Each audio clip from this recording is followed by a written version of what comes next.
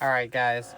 So, Springsteen, Deliver Me from Nowhere. Came out last year. PG-13. It's an hour and 59 minutes.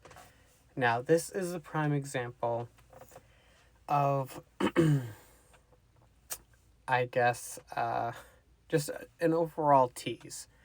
Now, this film was portrayed wrong. A lot of people didn't like it because they thought that Bruce Springsteen, didn't have an interesting enough, story of his life to tell, like Bohemian Rhapsody or Rocket Man. But that wasn't the case with this, at least not for me.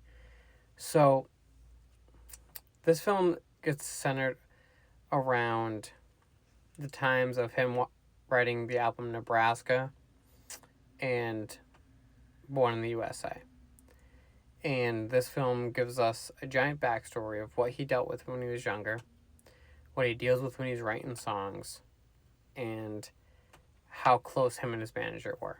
Now, Springsteen did great with casting Jeremy Allen White to play himself, because Jeremy Allen White did great in this film, but is portrayed wrong.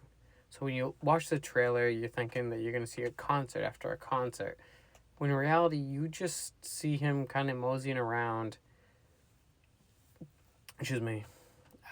with dates and trying to finish records, and it's not exactly what you expected. Now, we also have Jeremy Strong, who plays his manager, John Lindau. Now, he is probably the only manager that I've ever seen be so dedicated to his artist. He's like, Bruce doesn't want it this way, this is how it's going to be. In this film, it just more or less taught you that if you're passionate about something, that you'll go beyond any lengths to make it work. Now, I see why people didn't like it, because it was marketed wrong. But for those who just enjoy a good story, a true story, this one is for you.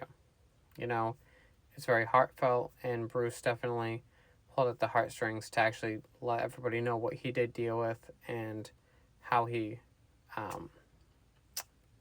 prevailed. Now, IMDb gave this a 6.7 out of 10. I gave it a 4 out of 5. I'll gladly watch it again. Absolutely love it. Sadly, there's nowhere to watch it. So, when you figure it out, maybe it's on Fandango, but give it a watch. Let me know what you think.